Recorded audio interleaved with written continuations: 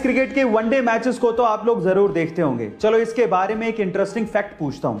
अगर मैं आपसे सवाल पूछूं कि पूरे क्रिकेट इतिहास का पहला वनडे कब और क्यों खेला गया, तो आप लोग क्या जवाब देंगे? चलिए मैं आपको बताता हूं। पूरे क्रिकेट इतिहास का पहला वनडे मैच 5 जनवरी 1971 को ऑस्ट्रेलिया और इंग्लैंड के बीच में मेलबर्न में खेला गया। और उसके पीछे का रीजन यह था कि ऑस्ट्रेलिया और इंग्लैंड के बीच में एक टेस्ट सीरीज चल रही थी और उसका तीसरा टेस्ट एक्चुअली बारिश की वजह से पूरी तरह से धुल गया।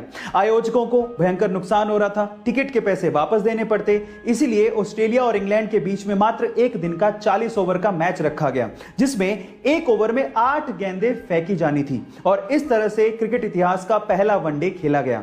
चलिए गाइस एक फनी लेकिन सच्ची घटना बताता हूं। एक 42 साल के रशियन फिशरमैन पर अचानक से एक भालू ने हमला कर दिया, लेकिन उस बंदे की ग्रैंड डॉटर की लगाई गई मोबाइल की रिंगटोन की वजह से उस बंदे की जान बच गई। जी हां गाइस, आप ठीक सुन रहे हैं, वो भालू रिंगटोन को सुन के उस बंदे को छोड़ के वापस से जंगल में भाग गया।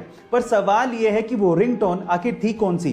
तो चलिए मैं आपको बताता हूं। वो रिंगटोन थी जस्टिन बीबर के गाने बेबी की। गाइस बेबी गाने को अपने मोबाइल में सेव कर लीजिए, क्या पता आपको भी किसी को भगाने में वो मदद कर दे। गाइस इंग्लिश लैंग्वेज यानी कि अंग्रेजी भाषा में इस्तेमाल होने वाले शब्दों का एक फैक्ट बताता हूं। इंग्लिश लैंग्वेज में कुछ ऐसे शब्द हैं जिनको जब आप उच्चारण करते हैं यानी कि प्रोनाउंशिएट करते हैं तो वो अपना मतलब खुद ही समझाने की कोशिश करते हैं। जैसे कि फॉरवर्ड और बैकवर्ड, इन दोनों शब्दों को लीजिए। जब आप बोलेंगे फॉरवर्ड तो आपके होठ आगे आएंगे, ट्राई करके देखिए, फॉरवर्ड।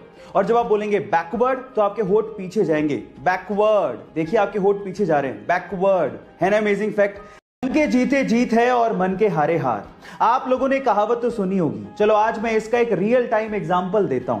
दो दोस्त थे जो कि स्टैनफोर्ड यूनिवर्सिटी में मिले। एक का नाम था बैजू भट्ट, जिसके फादर इंडियन ओरिजिन के थे, और दूसरे का नाम था व्लादिमीर। और दोनों ने एक फाइनेंशियल सर्विस प्रोवाइड करने वाली कंपनी खोलने की सोची जिसका नाम रखा रॉबिनहुड।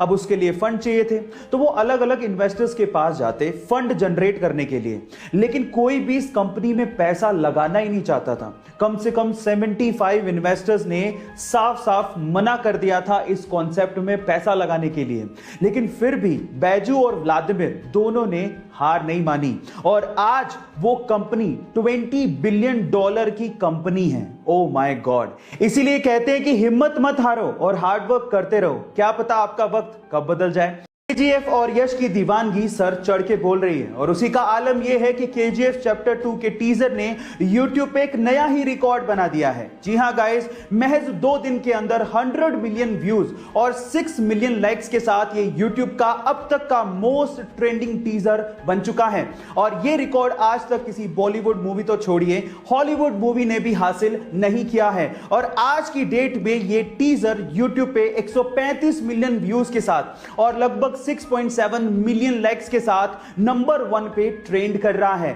इसके पहले तक ये रिकॉर्ड एवेंजर्स मूवी के नाम था। गाइस एंट्री तो धमाकेदार है, लगता है मूवी उतनी ही शानदार होगी।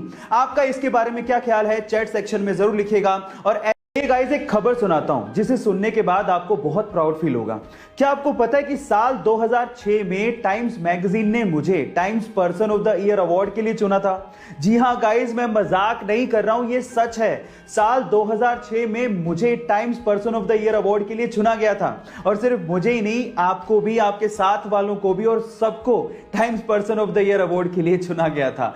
एक्चुअली साल 2006 में टाइम्स मैगजीन ने दुनिया के हर एक इंसान को times person of the year award के लिए चुना था।